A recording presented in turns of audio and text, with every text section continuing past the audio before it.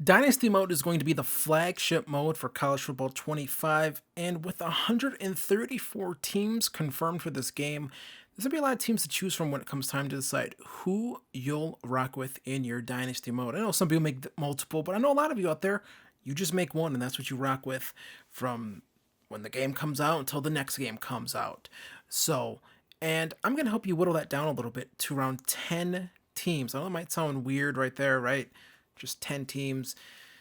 But I won't just be picking one star programs that'll be kind of too easy to pick, right? I think it's easy to just kind of pick on the bad teams. Like, oh, this is who you go with, right? I think that's kind of easy, right? So I think this will be kind of a balanced list, if not maybe skewing a little bit more to the 2 and 3, maybe some 4-star-ish programs, I think.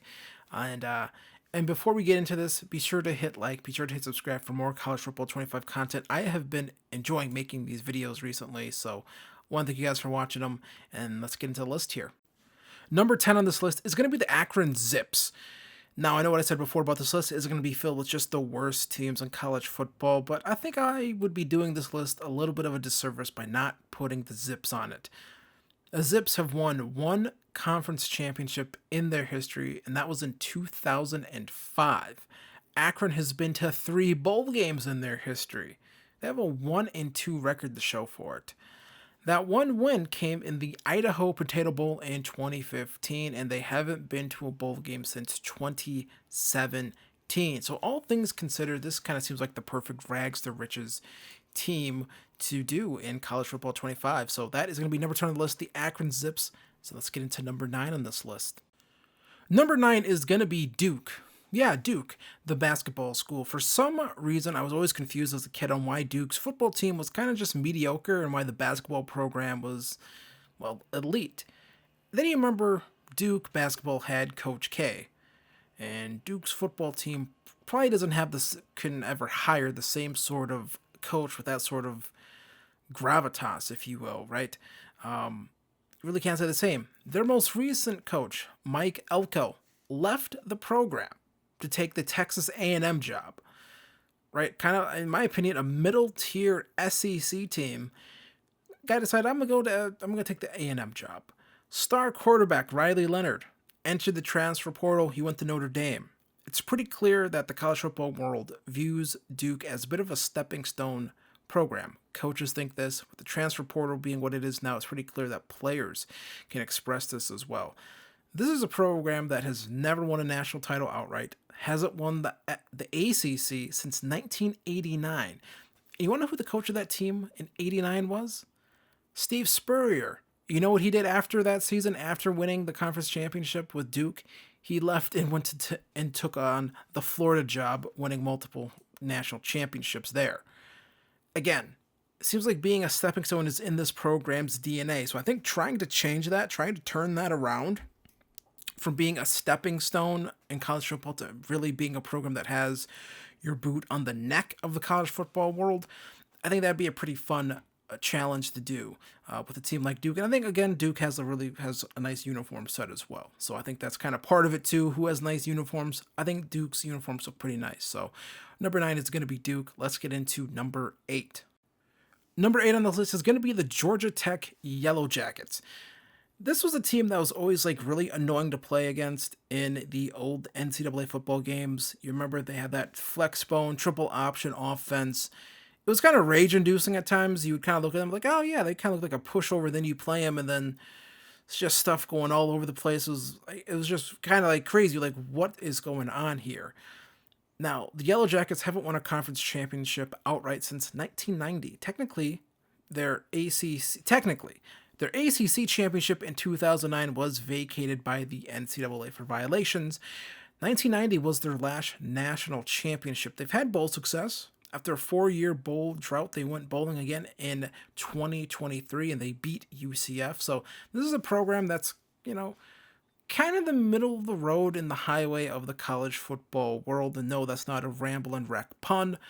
I'm not that clever. I just think Georgia Tech is a cool program, cool history, cool traditions, cool mascots. I think they have a nice uniform set as well. And so I just think it would be cool to kind of make Georgia Tech a really good program again. Kind of go from middle of the road to, again, elite. That's the goal of all these dynasties. I think Georgia Tech would be a cool program to kind of take and build into a powerhouse. So number 8 on this list is Georgia Tech. To hell with Georgia. Number 7 is going to be the Virginia Tech Hokies. Frank Beamer spent the 90s and the early 2000s building Virginia Tech into a serious contender. After 29 seasons as head coach of Virginia Tech, the legendary coach retired.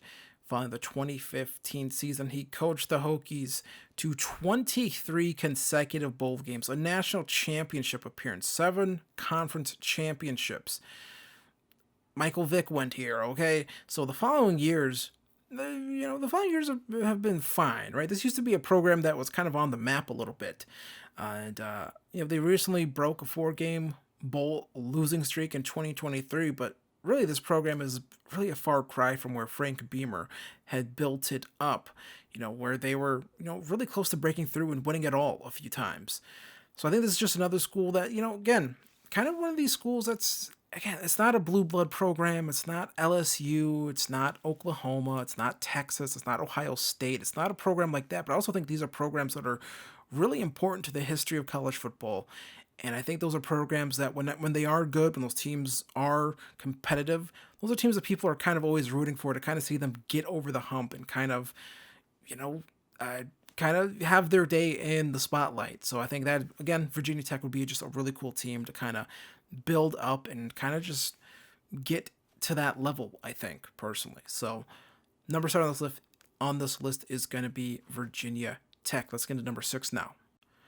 We are here at number 6. What do you think of the video? Have you been enjoying it? I hope so. Be sure to hit like. Be sure to hit subscribe. So number 6 on this is going to be the Cal Golden Bears. The death of the Pac-12 conference was sad to see. Greed and hubris doomed the conference for years. The death blow was when USC and UCLA made it clear that they were leaving to the Big Ten, and then Oregon and Washington following suit, and then Arizona State, Colorado, Utah leaving for the Big 12 was kind of just the corpse being looted. So where did that leave little Cal? Well, you'd think they'd just join the Mountain West Conference. It's kind of in the same region, right? They'd probably be one of the more notable teams in that conference if they joined, but Cal wasn't interested in that. They had their sights set on the ACC. That's right. Now, let's talk for a second here. The ACC. Cal is joining the ACC. Cal is joining the Atlantic. That's the Atlantic Ocean. The Atlantic Coast Conference, despite actually being on the Pacific Coast, formerly being in the Pacific Coast Conference, kind of, So, again, these moves kind of just made it clear that the shift away from regional conferences was basically complete. We are now in the, we're just trying to basically kind of make an NFL type thing, but it's college type of situation here with college football, college athletics. And Cal, it's a program that really hasn't been relevant since the days of Aaron Rodgers, since Deshaun Jackson, since Marshawn Lynch. Haven't claimed a national title since 1937. I don't think they've ever won one outright. Haven't won a conference championship since 2006. So I think navigating a new conference while trying to build this team up, I think that'd be really fun. Again, another school who I think just has a nice uniform set too. Go and look at them. They have some nice uniforms. I think that dark blue with the yellow looks really cool. I know it might sound weird. Does that sound weird to anyone, that uniforms kind of are a big thing for me? I just think there's some colleges that just have really good sets. I think Cal is one of those schools that just has a really good set. Always looks good, in my opinion. And so, yeah, number 6, the Cal Golden Bears. So now we're heading in here to our top 5. So let's get into it. Number 5 is going to be the Stanford Cardinals. The death of the Pac-12 conference was sad to see. Greed and hubris doomed the conference for years. The death blow was USC, UCLA, Oregon, and Washington leaving for the Big Ten. And then Arizona State, Colorado, and Utah leaving for the Big 12 was simply the corpse being looted. So where did that leave Stanford? One of the most iconic programs in college football. Well, you think that'd mean they joined the Mountain West. They'd be probably the most notable conference if they joined the Mountain West, or maybe even the Big 12. But Stanford wasn't interested. That's right. They had their sights set on the ACC. Now, I'll stop with the joke of me kind of reusing the last one here for another Pac-12 team that left their conference or basically had nowhere to go after the big boys left. Stanford used to be a big boy. All right, that's the crazy thing. Stanford kind of used to be kind of an iconic Pac-12 team. Always fighting there with USC and all the other teams there. UCLA, Oregon, and Washington. They used to be one of those teams, and now they're not. Jim Harbaugh was able to build Stanford into a title contender in 4 years. Remember, not like Jim Harbaugh was at Stanford that long. He was only there 4 years. David Shaw, he was able to really have similar success. He kept it going for a number of years. They won multiple Rose Bowls, right? But something just stopped working over the past few years. They went 3-9 last year. They've only won 9 games over the last 3 years. This is a program that is in full on, I don't want to say they aren't in decline. They have declined, but it's getting to a real serious point here now.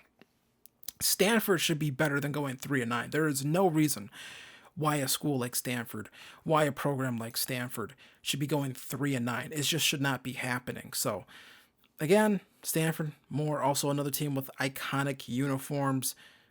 I just think they look good. Stanford always looks good. If it ain't broke, don't fix it type of deal. I think Stanford is definitely one of those cases. So, number 5 on the list is going to be Stanford. I think they'd be a really good dynasty team for anyone to kind of pick, I think, personally. Number 4 on this list is going to be the Arizona State Sun Devils.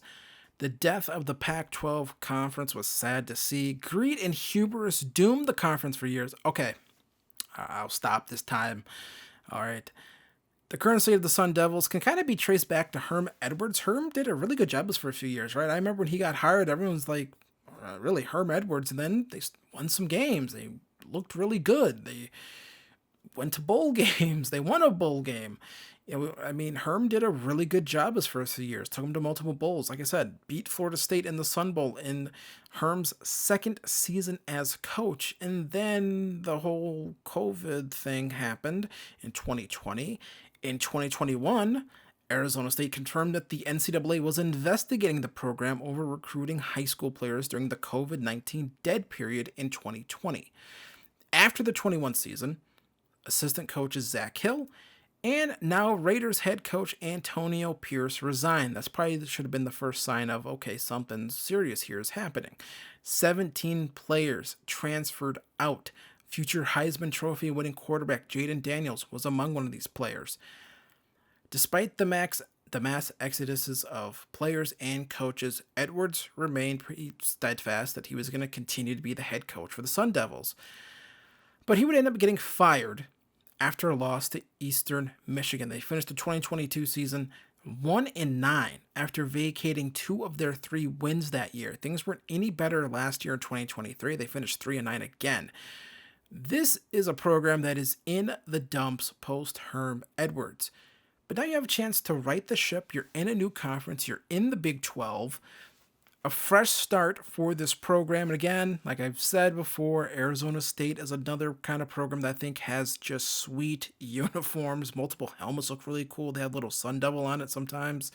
Like the kind of like the cartoon drawing of it. I'm a sucker for mascot logos that are kind of cute little cartoons. I love those so much. I don't know why I do. I just love them. I think they look cool. And Arizona State has one of those. So they're number 4 on my list. I think this is a school that is in some serious need of help to get things back on track. It looked like Herm Edwards had it back on track. And then, well, you just heard what I said. So that's number 4, the Arizona State Sun Devils. Let's get into number 3. Number 3 on this list is going to be the SMU Mustangs. The death penalty has never been used in college football since it was used on SMU. In my opinion, it probably should have been used on Penn State. I feel like paying players is not as bad as what the hell was going on at Penn State. But now paying college football players is as legal as murder in the state of California on October 3rd, 1995. SMU has won 12 conference championships in their history. They actually won their 12th this past year as they won the AAC championship. So you're probably asking yourself, well, why is a team that just won their conference championship on this list? Well, SMU was in a new conference. They joined the ACC following the 2023 season. In my opinion, it kind of makes more sense for SMU to join this conference than it does Cal or Stanford. Now, I know the Gulf of Mexico isn't exactly the Atlantic Ocean, but a lot of experts do kind of consider it an extension of the Atlantic Ocean, so that's good enough for me.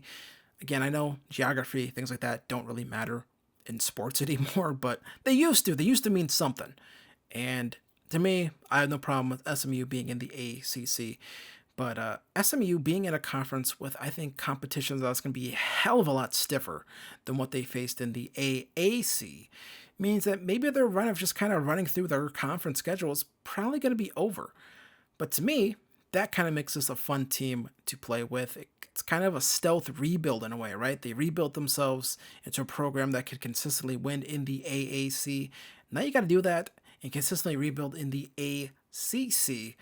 You know, granted, they might end up being the big dogs of the ACC in real life if, you know, Clemson or Florida State say deuces, which is a real possibility. And granted, that's something you can have play out in your dynasty. So again, some really interesting things to think about here in for College Football 25 when it comes to your dynasties. Let's get into number 2 on this list now, as we are basically rounding this thing out. Number 2 on this list is going to be the Kansas Jayhawks. Kansas feels a lot like Duke, I think, in terms of, again, another program where it's like, man, the basketball team's great. Why is the football team so awful? But it kind of feels like that's been shifting a little bit here. It really does feel like Kansas is on the verge of, I don't know about flipping and becoming a school that's more known for football than basketball, but I kind of think those odds get a little bit better with 2 of college football's biggest programs, biggest big dogs, really, leaving the Big 12. Both Texas and Oklahoma will be part of the SEC in 2024. That leaves just a big power vacuum that needs to be filled by someone. Kansas seems like a program that could be equipped to do it if they stack up some good recruiting classes on top of good recruiting classes, build on some things, and they could be just the predominant team of the Big 12 for a very long time. But you do have some newcomers here. You got Arizona, Arizona State, who we just mentioned, Colorado, and Utah joining the ranks here. You still got TCU, Oklahoma State, and Baylor to deal with, along with in-state rival Kansas State. These are teams that have been very good. Everyone I just listed, who's already in the Big 12, has been very good, has been in Big 12 championship games. Kansas hasn't been there just yet, but again, it just feels like they just need that little nudge to get there. And I think that's a team that could be a lot of fun for you or me. You know, some of these teams on here are teams that I am considering for my Dynasty series in College Football 25. So I just think this would be, again, just a really cool team to kind of take and try to, you know, make them the dominant team of the Big 12 and potentially make them a dominant team in all of college football. And who knows, maybe you get bored of being in the Big 12 and you want to go join the SEC, right? Maybe you go join the Big 10. Again, I'm not sure if conference realignment is in the game. I think we've heard that it probably is, but again, things like that, I'm just not 100% sure. And that's why I'm kind of being vague in these videos too, or in this video, where I'm not necessarily naming players because I don't know exactly who's in it, how the players are in the game, how the transfer portal, all that stuff works. So we're just kind of talking, I think, general terms, kind of where these teams actually are heading into this game. So number 2 on this list is going to be the Kansas Jayhawks. Let's get into number 1 on this list now. Number 1 on this list is the Nebraska Cornhuskers. I know, they're a big-time school. Why would they be number 1? But I just think Nebraska's move to the Big Ten has basically kind of had mixed results, to say the least. They're probably, honestly, they probably thought they would be dogging it out for the top of the Big Ten with Michigan, with Ohio State, with Penn State, even Wisconsin. Instead, this is a program that isn't even on the level of competing with schools like Minnesota or Purdue or Northwestern. Think about this. Nebraska can barely beat Minnesota. They haven't done it at least the last 3 or 4 seasons. Imagine telling legendary Nebraska head coach Tom Osborne after their 1997 national championship, the 3rd national championship in 4 years, mind you, that this program would move to the Big Ten and just routinely get rolled up and smoked by the likes of Minnesota. Osborne built a juggernaut, and it's no longer that. This is a team that cannot compete on the middle end of the Big Ten.